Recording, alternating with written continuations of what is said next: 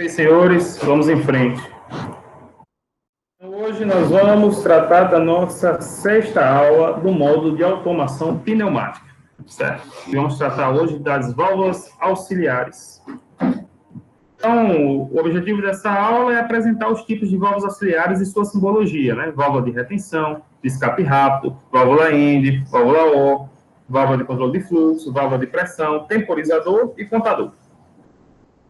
Então, a gente já está utilizando essa bibliografia do treinamento da Parker, certo? Até agora. E vamos em frente, certo? Válvula de retenção. A válvula de retenção ela tem o objetivo de impedir o fluxo de ar comprimido em um sentido determinado, possibilitando o livre fluxo no sentido oposto. Ou seja, ela é uma válvula de passagem unidirecional. Ela só permite a passagem, o fluxo para um sentido só, uma mão, né? Se a gente for olhar assim, no princípio da analogia, utilizando o trânsito, certo? Ela é uma rua de mão única, ok? No caso, se vier na contramão, ela muda, ela bloqueia, certo? E aí você tem essa simbologia. E essa válvula de retenção, ela pode ser com mola ou sem mola, né? A depender. A válvula de escape rápido, ela é utilizada quando se necessita obter velocidade superior àquela normalmente desenvolvida por um pistão ou cilindro. É utilizado essa válvula de escape rápido, né? Então, essa válvula de escape rápido, se você ver a simbologia dela, ela aparece com a válvula O, certo? Sendo que ela tem esse sentido aqui, ó. Ou seja, ela varia também com a pressão interna, né? Ela utiliza essa pressão interna para dar maior fluxo, né? Maior velocidade, certo? Durante o seu escape. Válvula O, né? A válvula O, ela tem a função O da porta lógica. Ou seja, ela tem a função de o acionamento ser feito a partir do acionamento de uma válvula ou de outra válvula, certo? Qualquer uma das duas que eu apertar, ela permite o fluxo de passagem de ar, certo? Ela é a válvula O, diferentemente da válvula END, que é a válvula de simultaneidade, certo? Então, a válvula END é o seguinte, ela só permite a passagem do fluxo de ar se as duas entradas forem acionadas, certo? Lembrando, a válvula O é se uma das for acionada, certo?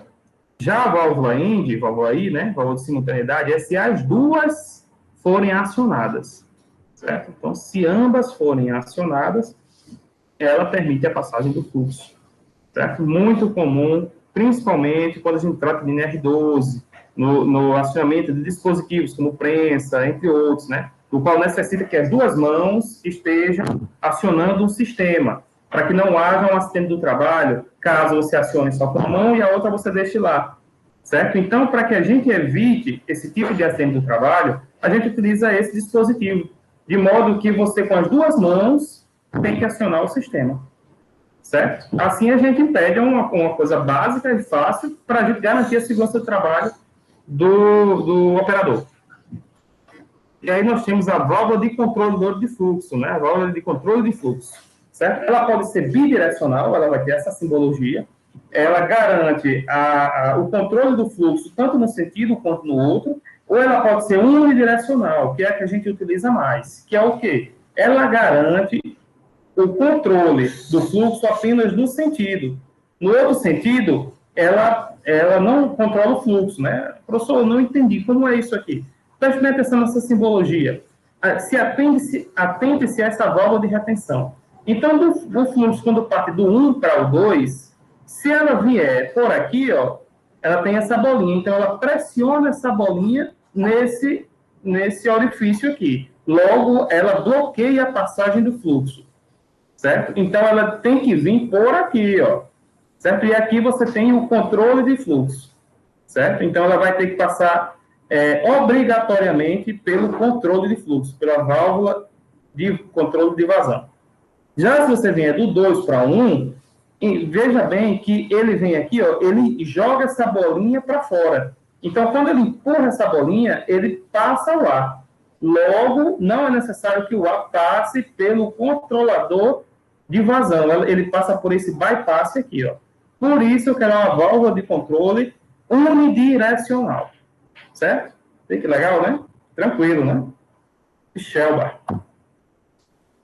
E aí você tem a válvula de alívio. A válvula de alívio, ela é utilizada para quando você tem uma pressão maior, né? Um controle de pressão. Então, você coloca esse sistema caso haja uma sobrepressão no seu sistema, né?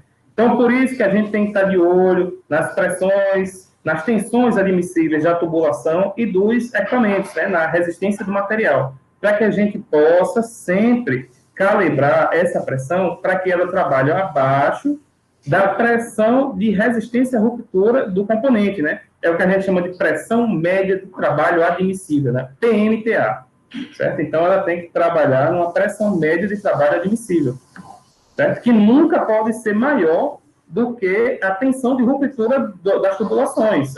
Haja visto, se ocorrer isso, você vai haver uma ruptura, e não o serviço que tem que ser feito, né? Que é a passagem de fluxo, compressão. Certo? E ele pode ter essa válvula sequencial aqui, que essa válvula de sequencial ela é uma válvula de alívio que aciona uma válvula direcional. Certo? Então, por exemplo, eu posso ter um bypass aqui, do qual, quando minha pressão aumentar, abre-se essa válvula para que ela possa ir para um outro sistema. Certo? Então, isso se chama uma válvula sequencial. E você pode ter uma válvula de pressão com escape. Certo? Aqui o escape vai para o meio ambiente. Ok? Diferentemente da hidráulica, que você não pode jogar o fluido hidráulico para o meio ambiente, porque você está perdendo dinheiro e você já está causando dano ambiental. O ar não, né? O ar você pode, pelo menos no ponto de vista do dano ambiental, você pode estar utilizando esse sistema e jogando ao meio ambiente, né? De forma, claro, racional. Já no ponto de vista econômico, claro que você utilizou ali o custo, né, de engenharia e o custo de processo físico para poder conseguir comprimir o ar.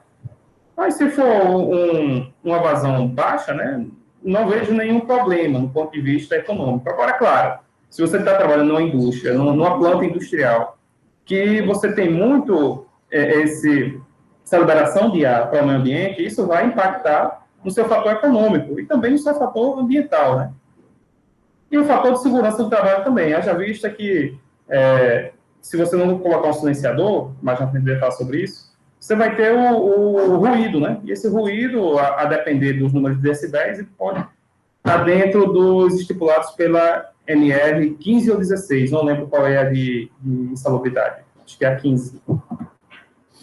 E aí você tem o temporizador pneumático, né? Então, esse temporizador pneumático, ele nada mais é que um balão, onde ele temporiza, certo? Por um tempo, enche esse balão e depois ele funciona por um tempo aí no sistema, né? Ele é parecido com a válvula de retardo, certo? Aquela lá da elétrica. E o contador, certo? Então, o contador, ele, a cada vez que você aciona, ele conta, né? Então, o nome já diz, né? Componentes para vácuo. Então, a palavra vácuo origina do latim, né? Vacus, que significa vazio. Entretanto, podemos definir tecnicamente que um sistema encontra-se em vácuo quando o mesmo está submetido a uma pressão inferior à pressão atmosférica, né? Então, a gente já falou sobre as questões de pressão lá na parte de propriedades do fluido. Então, eu vou ser bem mais rápido. Então, esse princípio é utilizado pela maioria das bombas de vácuo encontradas no mercado, onde, por meio do movimento de peças mecânicas, especialmente construídas para essa finalidade, procura-se retirar o ar atmosférico presente em um reservatório ou tubulação, criando em seu interior um vazio, ou seja, uma pressão negativa. O vácuo ele tem uma função muito legal dentro da pneumática, principalmente, vou dar aqui uma aplicação bastante básica, na parte de logística com vidros. Então, por exemplo, quando você tem um vidro, você utiliza o vácuo justamente para que você, a partir das ventosas, você cole com o vidro e consiga movimentar aquele vidro, né, com maior segurança. E aí, esse vácuo, ele é feito, né? Então, professor, como é que eu vou construir um vácuo num sistema pneumático, onde tem ar? Então, essa é uma pergunta muito capciosa, né? Para isso, foi desenvolvido o sistema que baseia-se no efeito Venturi, certo? Então, a técnica consiste em fazer fluir ar comprimido por um tubo, no qual um giclê montado em seu interior provoca um estrangulamento à passagem de ar. Então, você tem o Venturi, certo? O ar que flui pelo tubo, ao encontrar restrição, tem seu fluxo aumentado devido à passagem estreita. Então, na hora que você, naturalmente, diminui a área de um sistema, né? Você vai ter um aumento do fluxo ali, né? Então, é só fazer a relação com a vazão, certo?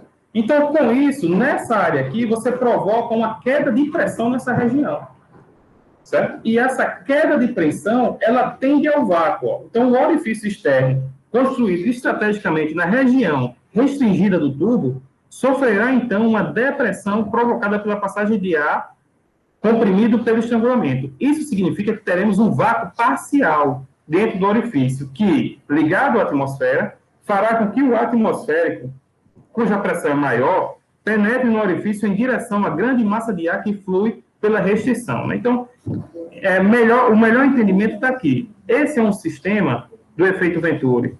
E justamente nesse ponto aqui, ó, no ponto 4, é onde ele vai gerar um vácuo parcial. Devido à passagem do ar aqui, você gera uma pressão positiva. Então, é nesse local aqui onde você vai instalar, por exemplo, uma ventosa. Certo? E toda vez que você quiser acionar o vácuo nessa ventosa, você faz com que haja uma passagem de ar, que ele vai gerar esse vácuo. Certo? E aqui está a sua simbologia. Então, as ventosas, né, as duas técnicas mais comuns empregadas para fixação e levantamento de peças ou materiais na indústria são as garras mecânicas, que a gente vai falar logo mais, e as ventosas, as quais utilizam o vácuo para realizar o trabalho. Né? Então, aqui está uma simbologia básica deles, né? E aqui o tipo de ventosa, né? Então, a gente já falou uma aplicação bastante comum no uso dessas ventosas, que é na parte de levantamento de peças e materiais, principalmente vidro, né? Então, aí você tem os geradores de vácuo, que é justamente aquele venturizinho, ó, se você for ver aqui, ele é ele é que proporciona essa geração de vácuo, né? E aí você tem um sistema aqui que utiliza um vacômetro, certo? Ou um vacostato, desculpa. Um vacostato, o vacômetro é um medidor é um elemento de medição, né? O vacostato é um elemento de regulação, certo? Que a partir do momento que ele detecta esse vácuo ou não, ele abre ou fecha esse circuito, né? Aqui você tem o gerador, certo? De vácuo, que é esse dispositivo, um filtro, e aqui você tem a ventosa, certo? Nesse ponto aqui, ó, você tem a passagem de ar comprimido e aqui você tem um silenciador, certo? Para que a saída de ar ele seja da forma mais silenciosa possível. E entre os acessórios você tem, ó, a válvula de bloqueio, o vacômetro, ou a válvula de fluxo. Esse vacômetro você também encontra nos manifolds de pressão lá na parte de refrigeração.